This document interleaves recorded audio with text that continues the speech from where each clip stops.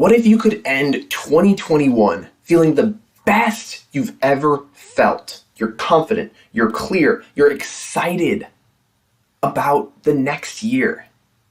Because by the end of this video, you'll have the steps to understand how to try something new, something you may have never even done before, and how you can step into that with confidence and clarity about your ability to produce, even in an area that you've never done before. So what I'm going to be sharing about is this concept of clearing and cutting. Now, if you're going, Daniel, what in the world is clearing and cutting? What it is the best way to talk about it is to start with a story. So I want you to imagine that we are in a warehouse. So I'm going to talk a little bit about conscious, and subconscious is a big word. And the nice thing about a warehouse is when you think of a warehouse, you can picture it like it's just a big open space. And inside of this warehouse, there is a doorman or a door woman. And inside of the door, there's this file cabinet that's right here, that's right by the door. And there's a bunch of papers, a bunch of files inside of this file cabinet. And inside of this warehouse, there's this massive pile of papers, just wadded up papers, thrown away papers. It's all just sitting there in this warehouse. Now, the way this relates to us is that we have events that happen in our lives. And our human nature response to an event happening is to create a story of what that means about us based on that event that took place. Now, when that happens, most of the time, most people will actually have an experience where the things that we do well, we don't attach a ton of value to. So that means that we do something awesome. We get A's. We make the goal amount of money that we wanted to make this year, whether that's 6 figures or 50,000 or 35, whatever that thing is. We did the thing that we wanted to do. We went to Ecuador, which is something I've wanted to do for 7 years. And we knock it out of the park. Huge win, huge success. And oftentimes, because of our upbringing, because of my upbringing, or because of tradition or religion or our family structure, we tend to be modest about the things that we have done well, the things that have worked incredibly well. And we go, oh yeah, thank you, but that's no big deal. Like, that's no big deal. Like, no. Like, it's not that big a deal. And there's a difference between being honest and being arrogant or bragging or boasting, because that's about going, I'm the best and you're less because I've done these things. It's not about making other people less or being boastful or arrogant, but it's about having a clear picture of the things that you've done. I'm going to contend that the things that you've done this year are incredible and are worth and worthy of celebration. The things that I've done this year, even if it's not everything that I wanted it to be, they're worthy of celebration. And so what happens is those things that we do well, we often downplay, and the things that we do badly, oftentimes we blow them up. I don't know if you're guilty of this. I for sure am. Where I do one thing wrong and it's the end of the world. Like, nobody's going to forget. It's just going to be a problem forever and ever.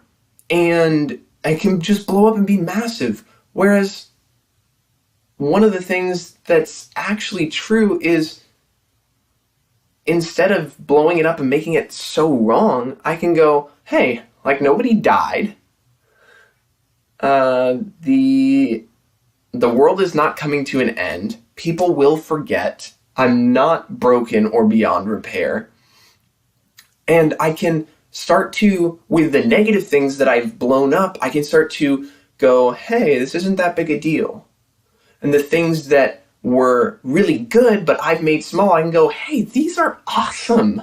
Way to go. Great job. Way to go to Ecuador. Way to be in school and average a 3.0 over the course of the semester. Like, way to go. That's a great thing. Way to get your first internship. Like, those are really amazing things that I've done. And it can be so easy for me to go, I should have done that 3 months ago.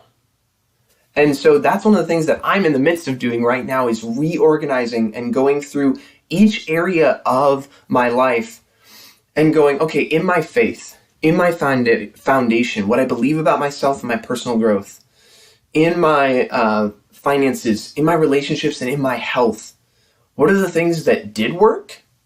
And what are the things that didn't work? And being honest about both of them. And then what I'm going to do is I'm going to reassociate the correct level of emotion to these lists. So I'm going to attach immense emotion to the good things, the things that did work. And I'm going to minimize the emotion to the things that didn't work and go, hey, I'm still here, I'm still alive, people did forget, it wasn't the end of the world. Like, I'm still loved, I'm still enough, I'm still valuable.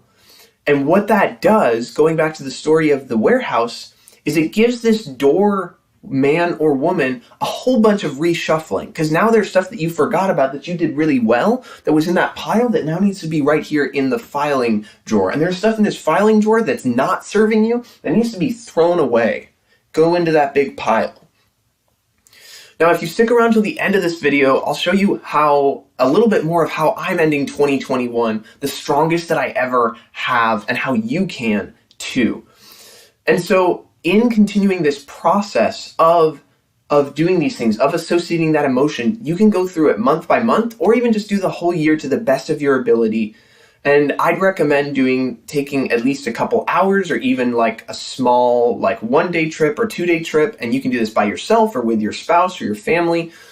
And one of the things that I also do is I'll go back and look through my Instagram or YouTube or different things like that. If you use those things, to kind of be able to reorient myself to what happened this year.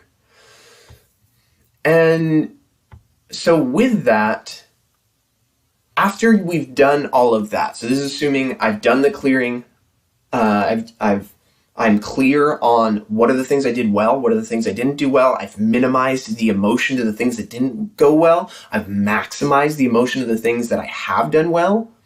What does that do for us?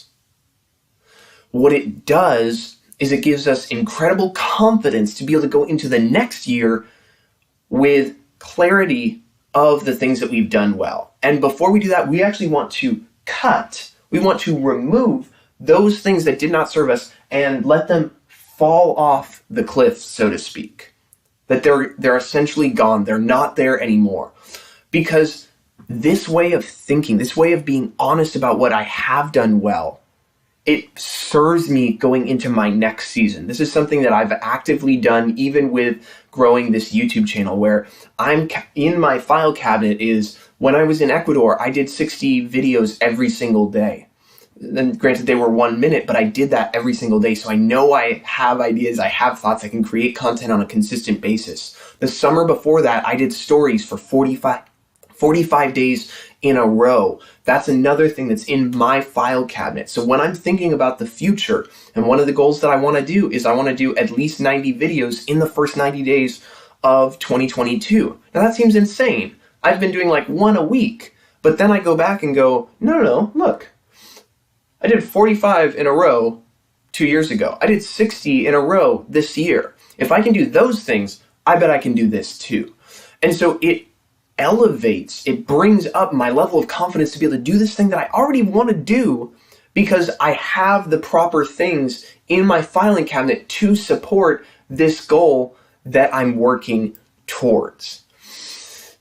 And so that's what I want to share with you, is to make those two lists. Go, what worked this year, what didn't work. Reassociate the emotion, and then cut the things that didn't work, or the things that weren't as important, and let them go. Let them fall off the cliff. And continue to develop a relationship with the things in your filing cabinet, the things that did work, the things that did work well for you, the ways that you were great as a dad, as a father. Those are the same thing, as a son, as a boyfriend or girlfriend, as a member of your church or religious organization, at your workplace. What were the ways that you did things well? And keep those in your mind, because that will bring you clarity and it will bring you confidence for the things in your future. And if you've enjoyed this type of material, this type of content, and you're a young adult, please go ahead and subscribe to this YouTube channel, because I'm going to be bringing more ideas, more thoughts from things that I'm learning as well. Please give this video a like. This helps it go out to other young adults that are looking for this type of content, and I want to be of service to you and to them. So please do that. I'm super grateful for your time watching.